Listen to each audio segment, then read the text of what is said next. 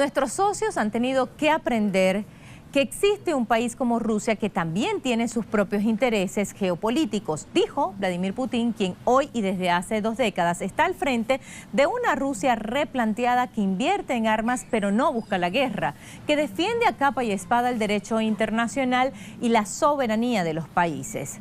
A la par, Estados Unidos, el hegemón desde la Segunda Guerra Mundial, no hace más que retroceder y dibujar a Vladimir Putin como el Stalin de turno, solo porque no los complace. Y pasa de la retórica al hecho un concepto, la creación de un mundo multipolar.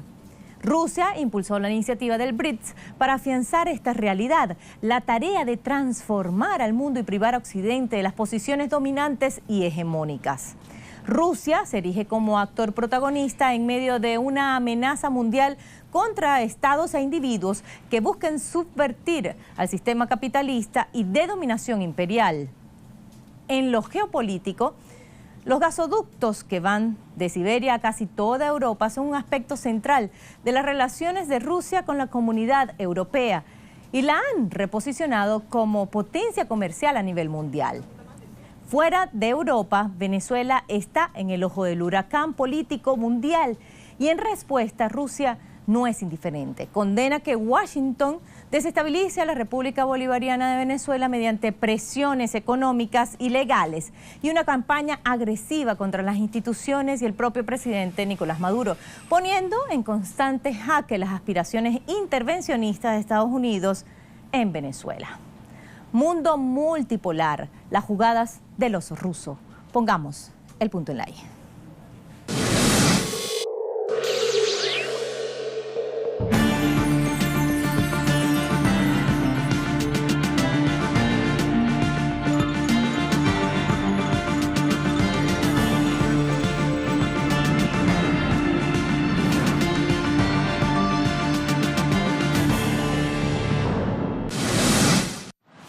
Junio 1991. Primeras elecciones presidenciales de la República Socialista Federativa Soviética de Rusia. Mikhail Gorbachev había sido electo presidente de la URSS por el Congreso de los Diputados del Pueblo de la Unión Soviética en 1990.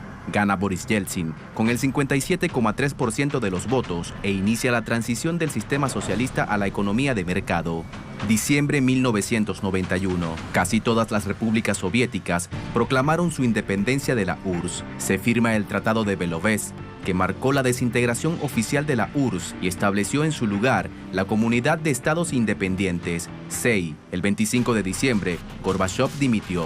1992. Caen los precios del petróleo. Crisis económica. Yeltsin impulsa la terapia de choque, que incluyó el fin del control estatal de los precios, grandes recortes en el gasto público y la apertura de la economía rusa al comercio exterior. Bajó la calidad de vida de los sectores que durante la época soviética habían sido dotados por el Estado. Esto le valió a Yeltsin críticas desde el Congreso de Diputados del Pueblo y del Soviet Supremo. Diciembre 1993.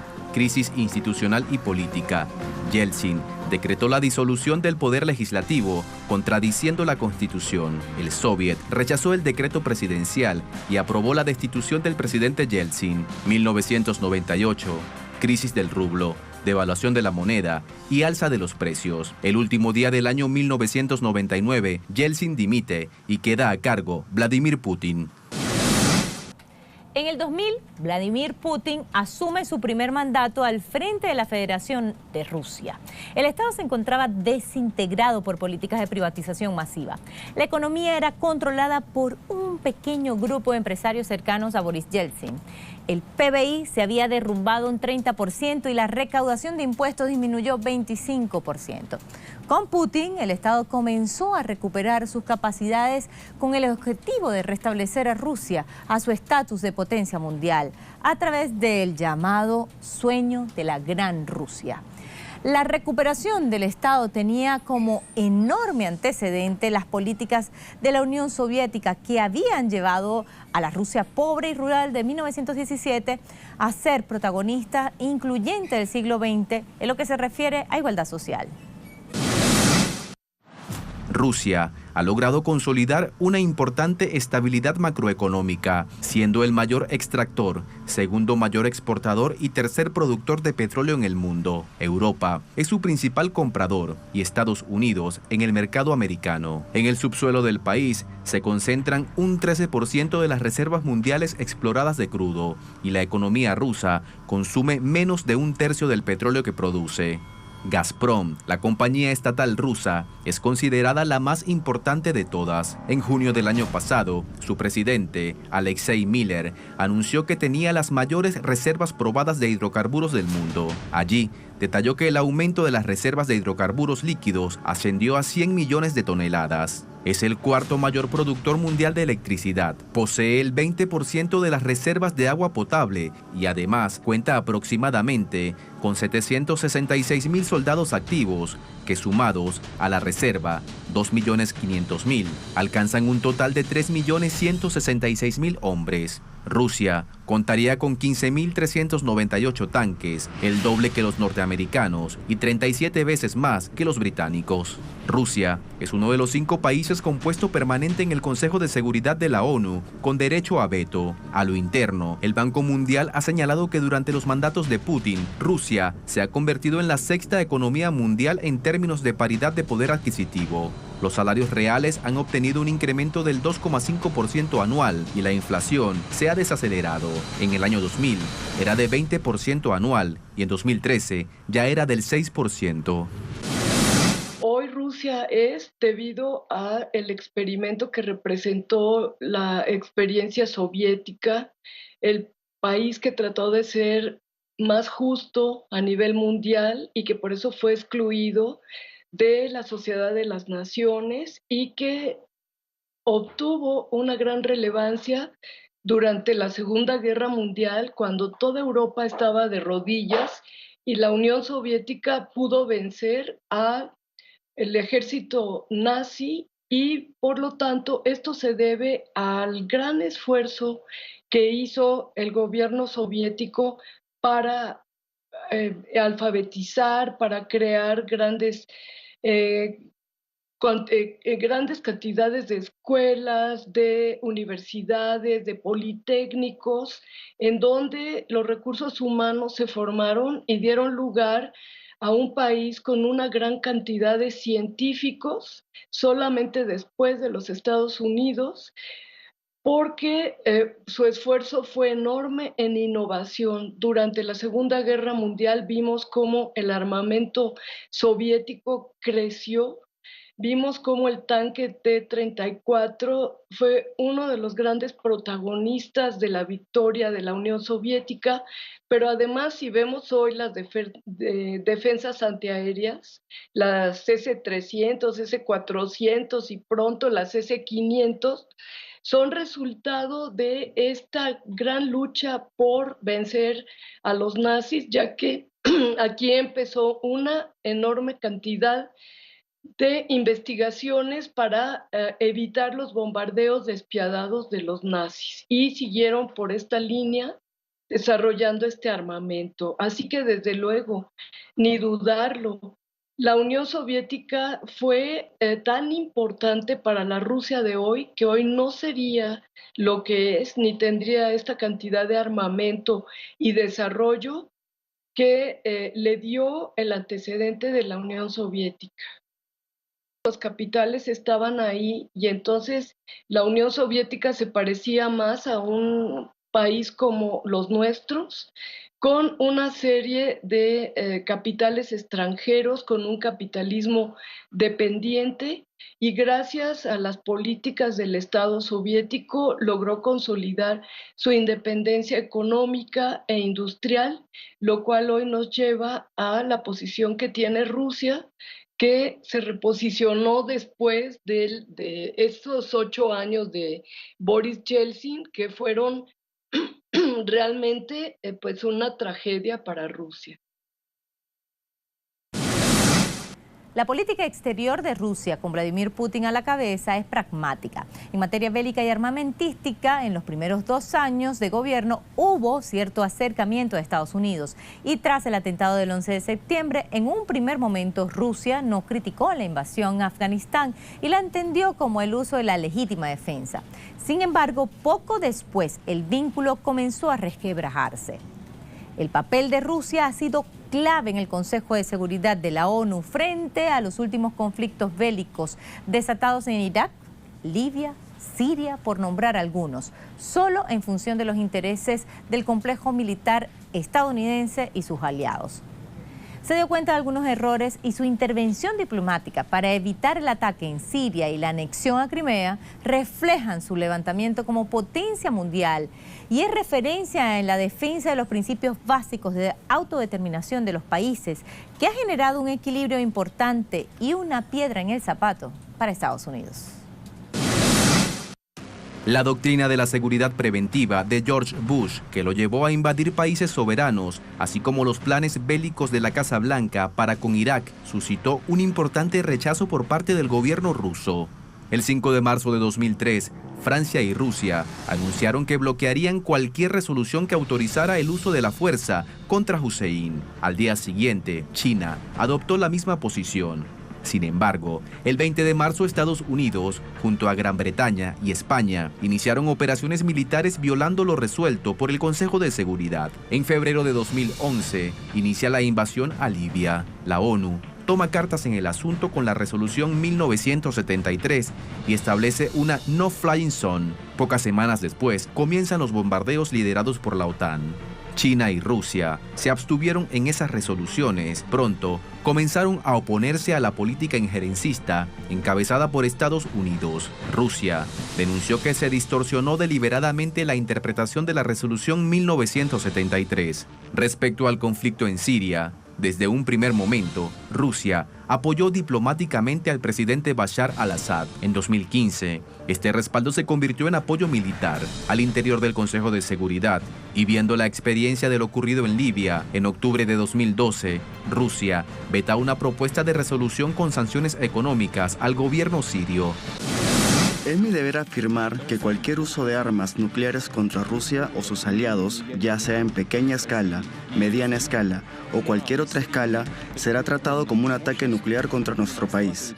La respuesta será instantánea y con todas las consecuencias. Desde luego que Rusia no hubiera podido responder como está respondiendo hoy ante el conflicto en Venezuela hace 20 años. Precisamente por lo que hablábamos, que estaba en una posición muy débil y frágil. Sin embargo, en la medida en que se ha reposicionado económica y militarmente, Rusia hoy constituye un factor de equilibrio internacional, al igual que China, debido a que ya no estamos hablando de un mundo unipolar como fue inmediatamente después de la caída de la Unión Soviética y durante unos 10 años, donde Estados Unidos consideraba que era la única potencia mundial. Hoy Rusia puede comportarse así porque su economía se ha desarrollado mucho, ha restituido su potencial energético, de hecho lo ha utilizado como una forma de reposicionarse geopolíticamente y por lo tanto hoy constituye un factor clave de equilibrio del poder mundial y en lugar de ser un factor de desestabilización en el continente americano, lo que vemos es que está siendo un factor de equilibrio que está evitando un ataque de los neoconservadores estadounidenses que se han aliado con Trump. Estamos hablando de Bolton, de Pompeo, de Pence, que son eminentemente belicistas, ya lo demostraron durante la presidencia de George Bush Jr. con la política del nuevo siglo americano, cuando pretendían adueñarse de todos los recursos naturales debido a que la Unión Soviética no podía responder porque ya era una Rusia dividida, una Rusia debilitada, y por lo tanto ellos aprovecharon esta oportunidad que les dio la caída del otro pilar de poder mundial durante la Guerra Fría, que fue la Unión Soviética. Por lo tanto, podemos decir que en el conflicto en Venezuela están siendo un factor de estabilización. Están evitando un ataque que sería brutal, terrible desde el punto de vista humano, con unas enormes pérdidas humanas materiales en Venezuela, y por lo tanto a mí me parece que Estados Unidos solo entiende el lenguaje de la fuerza, y ese es el que está hablando Rusia actualmente. La postura de Rusia también ha sido clara y contundente respecto a la situación política que vive Venezuela. El 1 de marzo, la vicepresidenta ejecutiva Delcy Rodríguez y el ministro de Asuntos Exteriores, Sergei Lavrov, se reunieron en Moscú. El comunicado ruso señaló su solidaridad con el pueblo amigo de Venezuela y el apoyo a las medidas que toma el gobierno de Nicolás Maduro para impedir la ulterior desestabilización de la situación. Rusia ha sido claro y también contundente que el único presidente constitucional de Venezuela es Nicolás Maduro. En el Consejo de Seguridad de la ONU, el 28 de febrero de 2019, Rusia vetó un proyecto de resolución promovido por Estados Unidos que llamaba a la celebración de elecciones en Venezuela y reconocía como presidente interino a Juan Guaidó. El embajador de Rusia ante la ONU, Vasil Nevencia, calificó de hipócrita el documento de Estados Unidos. El diplomático agregó que de prosperar esa iniciativa de la Casa Blanca, sería la primera vez que el Consejo de Seguridad echara y nombrara a otro de un país soberano. Ante una pregunta periodística, Lavrov destacó que tenían información acerca de que Estados Unidos estaba adquiriendo en un país de Europa del Este armas ligeras, morteros, sistemas portátiles de misiles antiaéreos para trasladar a las inmediaciones de Venezuela. La postura desde distintos estamentos gubernamentales del Kremlin va al unísono. No permitiremos ninguna intervención desde afuera. Eso nunca lleva a nada bueno. Eso solo profundizará la situación en Venezuela y, por otra parte, reconocer un presidente autoproclamado es una violación a todas las formas democráticas.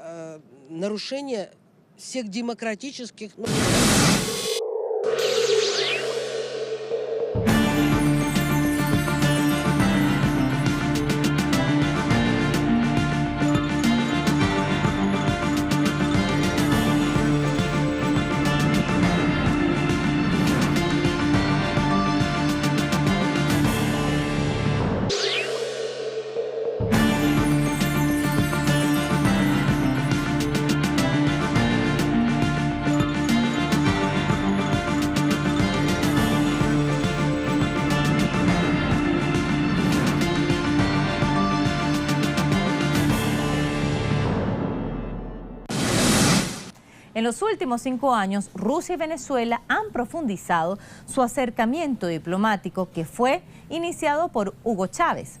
Actualmente ambas naciones desarrollan activas relaciones diplomáticas y un excelente diálogo político para incrementar la cooperación energética y también militar. En su momento, Hugo Chávez visitó Rusia en varias ocasiones, una costumbre que se mantuvo en el tiempo, un blindaje geopolítico que hoy es crucial. Rusia y Venezuela comparten intereses en estabilizar la situación en el mercado del petróleo mundial. Según el Servicio Federal de Aduanas de Rusia, en 2017 el comercio del país europeo con Venezuela ascendió a casi 70 millones de dólares. Pocos meses después, ya llegaba a 80 millones. La principal vía de desarrollo de cooperación comercial y económica es la Comisión Intergubernamental Ruso-Venezolana, creada el 23 de diciembre de 2002. Moscú exporta a Caracas materias primas agrícolas, productos químicos, maquinaria, equipo y automóviles. También se han intensificado los vínculos de cooperación militar. No obstante, el presidente estadounidense Donald Trump indicó que Rusia debía retirarse de Venezuela, a lo que el Kremlin supo asestar su respuesta.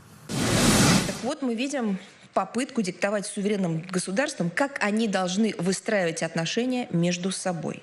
Российские специалисты прибыли в Венесуэлу в соответствии с положениями двустороннего межправительственного соглашения о военно-техническом сотрудничестве. Российская сторона ничего не нарушала, ни международных договоренностей, ни внутреннего законодательства Венесуэлы. Россия не меняет баланса сил в регионе. Россия никому не угрожает, в отличие от граждан в Вашингтоне. Mientras Venezuela y Rusia solidifican su vínculo, Moscú y Washington se alejan cada vez más. Algo que ha traído mucha atención es el anuncio de Estados Unidos de salir unilateralmente del Tratado INF, o Tratado de Fuerzas Nucleares de Alcance Intermedio, firmado en diciembre de 1987 entre Ronald Reagan y Mikhail Gorbachev.